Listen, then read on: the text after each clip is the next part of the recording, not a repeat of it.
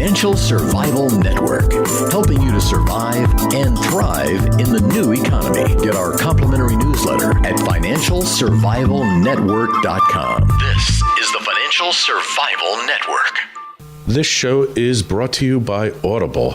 They are the leading provider of spoken audio information and entertainment. You know I'm a huge Audible fan because you can listen to audiobooks whenever and wherever you want. Whether you're at the beach, the gym, or stuck in traffic, there's nothing quite like Audible. Go to audiblepodcast.com/Lutz and sign up today. You are listening to the FinancialSurvivalNetwork.com. I'm Kerry Lutz on 1230 WBZT. Well, you know that Nanny Bloomberg is literally full employment for all late-night comedians, all aspiring talk show hosts like yours truly, and just anybody who wants to belittle and berate overreaching, overarching, domineering government, especially by height-challenged, Napoleonic mayor of New York City, also known as Nanny Bloomberg. So this just came out. Of course, Bloomberg was incensed when the judge turned back the city's efforts to regulate the size of sugary soft drinks and to limit it to 16 ounces. So he gets his corporation counsel, that's the city's attorney, to appeal it. And they have oral argument at the Appellate Division, First Department in Manhattan, a courthouse I'm very familiar with, been there hundreds of times, not so much arguing cases, but when I used to be in the legal printing business, we used to file cases on appeal for attorneys continually, constantly, day in, day out.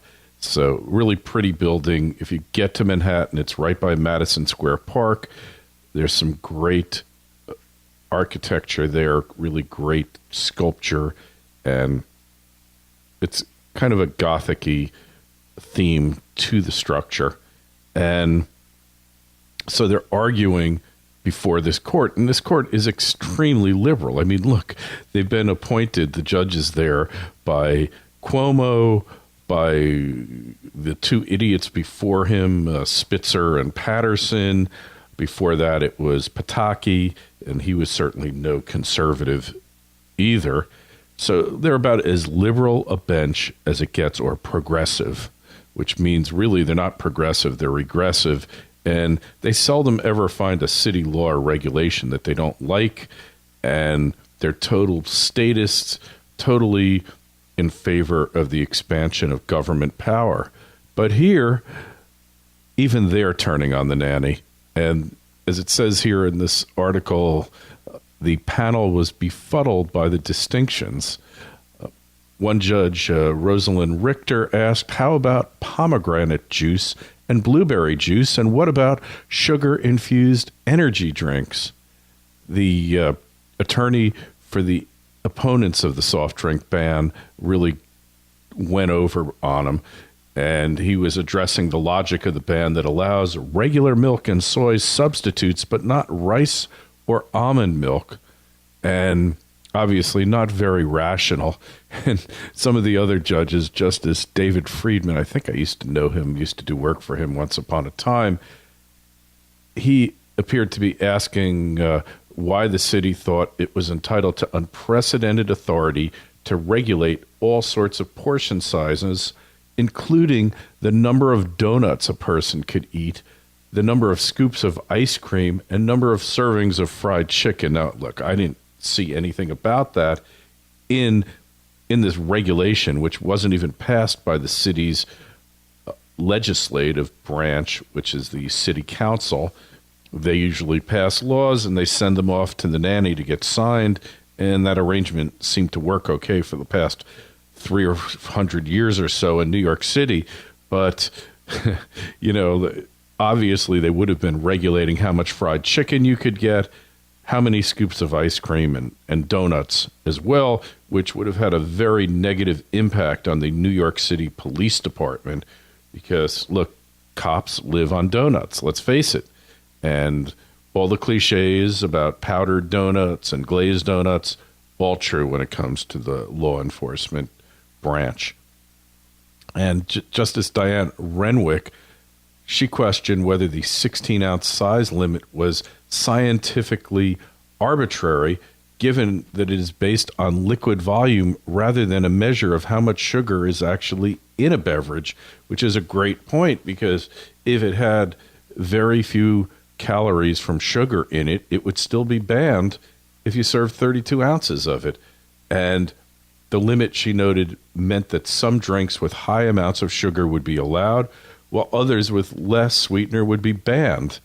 And I mean, they just beat the stuffing out of the Corporation Council there. They just were totally merciless because, as everyone knows, this thing is stupid and arbitrary and too much nannyism, state-sponsored nannyism.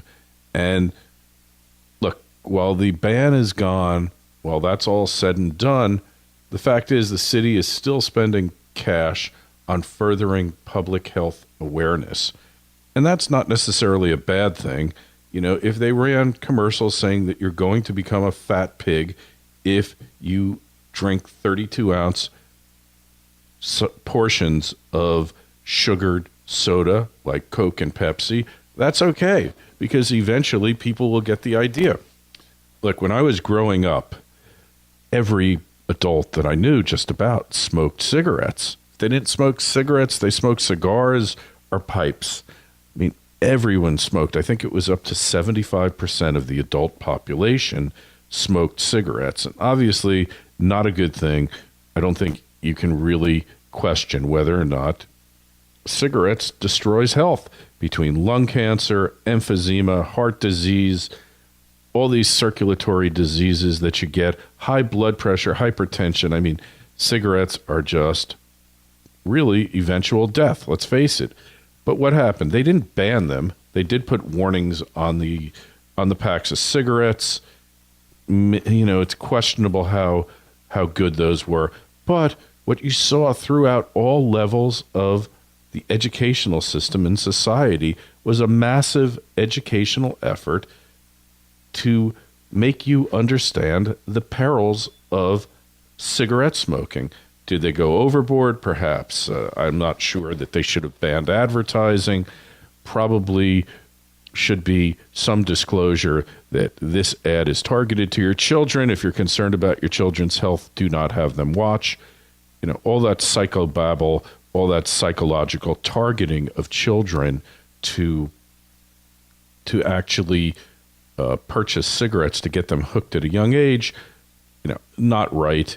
And arguably, children under the age of 16, perhaps 18, are younger than the age of consent. So they really couldn't consent to smoking cigarettes. Informed, educated consent, just like, in theory, a preteen cannot really consent to sexual activity or to sign a contract. So there is an age, and arguably you could pass regulations, even in a libertarian sense, to protect those who cannot consent by law. And that's totally fair. And what happened? Today we've got about 20% of the population is smoking cigarettes now. The cigarette companies love it because they produce less and they charge about 20 times more. I mean, the only thing that's gone up faster than the price of a pack of cigarettes is medical treatment and college education when you get down to it.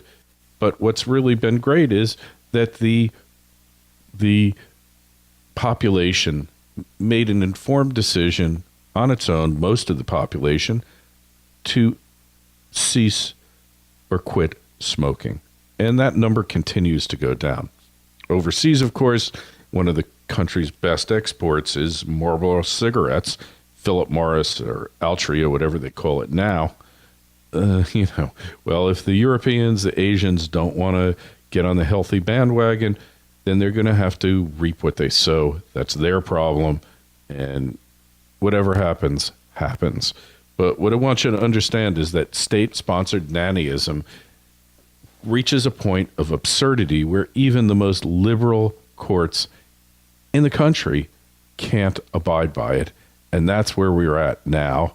And this is a great thing because, all Nanny has succeeded in doing is making a complete fool, an ass out of himself. And to that, we thank you, Nanny Bloomberg. We think you're doing a great job showing the pratfalls, the pitfalls of liberalism, of thought control, of mind control, of diet control, of nicotine control, of gun control, of butter control, of salt control. So keep it up because you're digging yourself a bigger and bigger hole.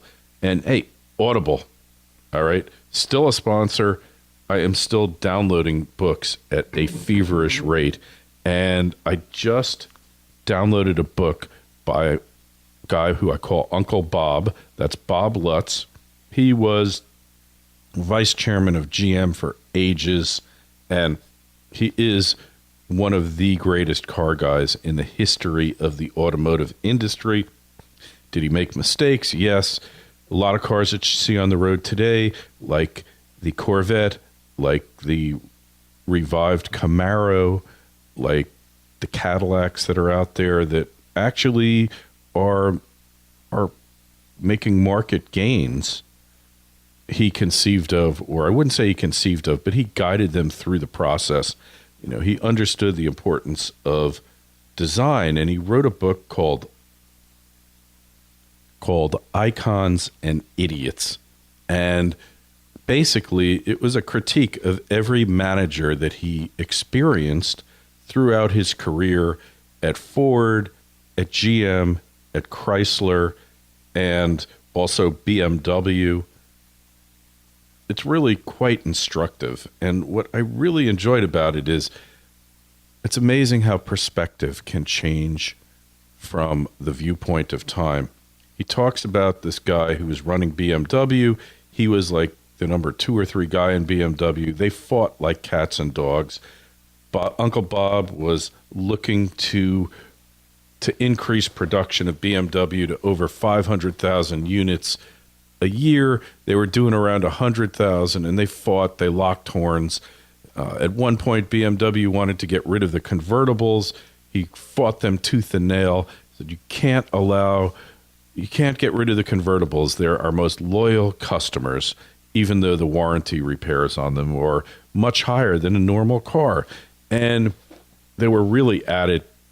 This guy, the Baron who ran BMW, would publicly undermine Uncle Bob at meetings, in the press. And finally, Uncle Bob had enough and he jumped ship to Ford. But later on, he became really close friends with the Baron. And he said that the Baron and him understood they were both immature. They were in their late 30s, early 40s when Bob was serving at BMW, and that their egos really just got in the way. And now, to this day, if the Baron's still alive, Bob Lutz considered him to be one of his closest friends out there.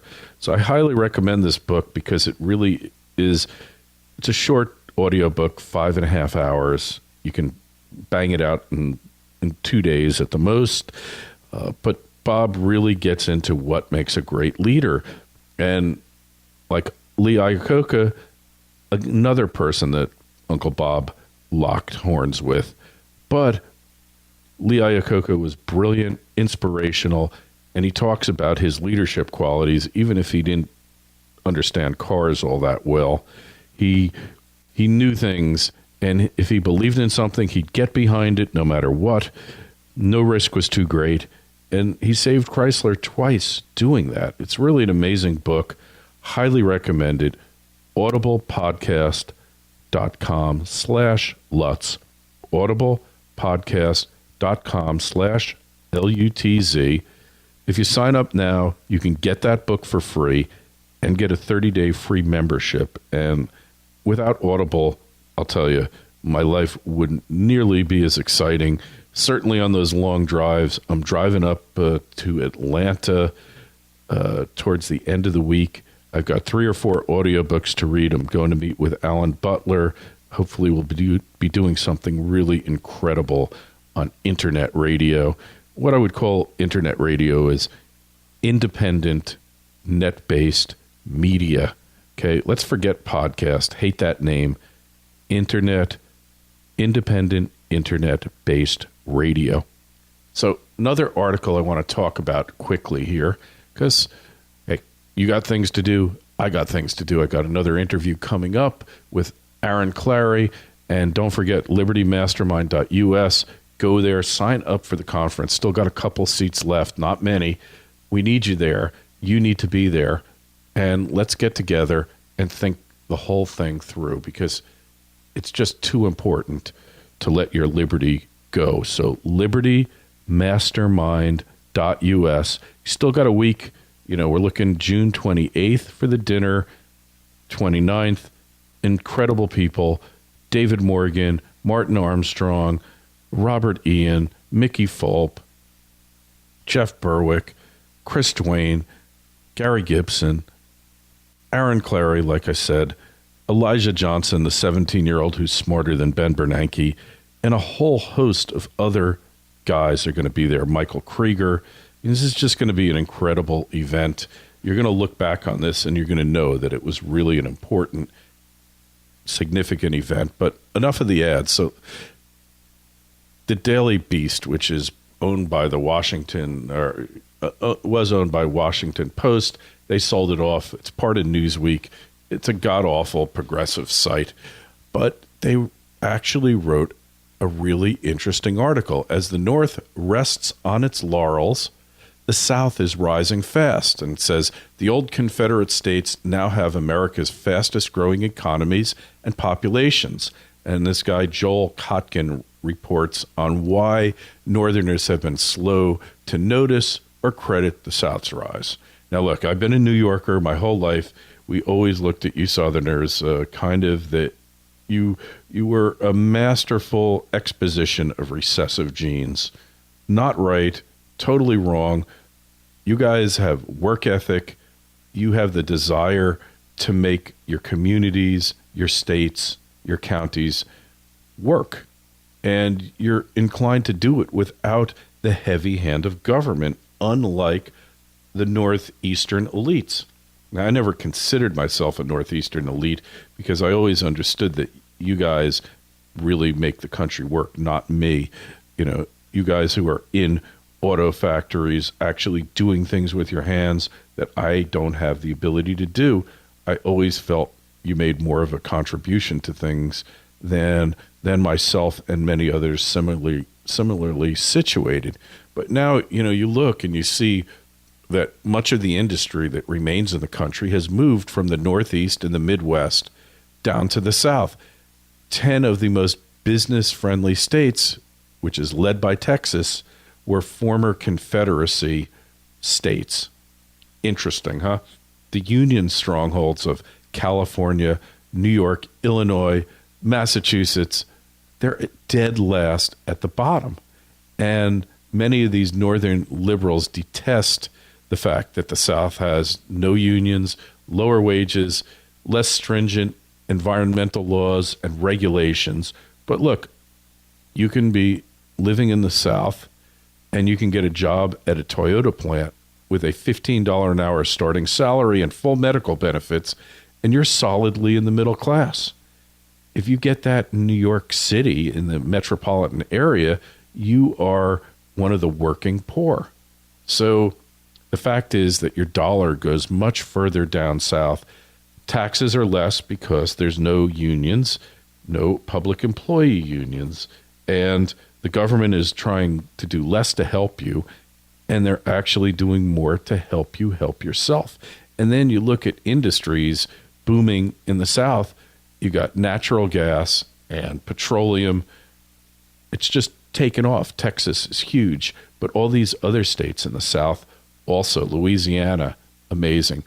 You know, Louisiana and Florida rank as the world's fourth largest aerospace hub behind Toulouse, France, Seattle, and California. So tech jobs are going there. Financial jobs are going there. You know, the concept that you have to be in New York City for the prestige of being a publicly traded company. Well, that died a long time ago. Look, Exxon used to be located on Avenue of the Americas in New York. They moved out 20 years ago. Mobil did too before Exxon bought them. Texaco, another New York-based corporation, gone. And American Airlines, once New York-based, if I'm not mistaken, gone. And you just go down the list and you see that all of these Fortune 500 companies, so many of them moved from slower growth, more regulation, higher tax northern environs and California down to the south. So it's amazing that most of the growth in the country is taking place in the South, in the old Confederacy. I don't really look at it that way, but 8 of the top 10 cities for growth in children under the age of 15 were located down south. Raleigh, Austin, Charlotte, Dallas, Houston, Orlando, Atlanta, Nashville, and New York, Los Angeles, Boston, and other Rust Belt locales rank in the bottom 10 of children under the age of 15. And the statistics, they just go on and on and on. So you can say what you like about the South. It is slower. That can be frustrating. I mean, I've gotten, really bummed out, like the cashier at the supermarket just gets into a 15-minute conversation and I'm grinding my teeth and I say, hey, in a different lifestyle, have to calm down. And you know that they're onto something down south when you see Rust Belt states such as Pennsylvania and Ohio and Michigan embracing pro-development policies. They're legalizing, encouraging fracking in Ohio and Pennsylvania, right-to-work laws in Michigan and Wisconsin. They are emulating the southern economies, and even the liberals in the southern economies really march to a much more conservative beat of a much more conservative drummer. They're pro-gun, pro-self-defense. So I'd encourage you to take a look at this article. It's pretty enlightening. I mean, I just can't look at things in terms of the Union and the Confederacy because those are really anachronistic terms. They don't really explain where these states are at now. But if you're thinking of moving, if you're looking for opportunities, you're going to do much better in North Dakota or Texas than you're going to do in New York, Connecticut, Massachusetts, Vermont, any of those communistic states. And there's a reason for that. Taxes are lower, regulations less, unions have no power or little power in these states. So think about that next time you're deciding whether to stay in the Northeast. This is Kerry Lutz. It's been another Triple Lutz Report, signing off. The Financial Survival Network, helping you to survive and thrive in the new economy. Get our complimentary newsletter at financialsurvivalnetwork.com. This is the Financial Survival Network.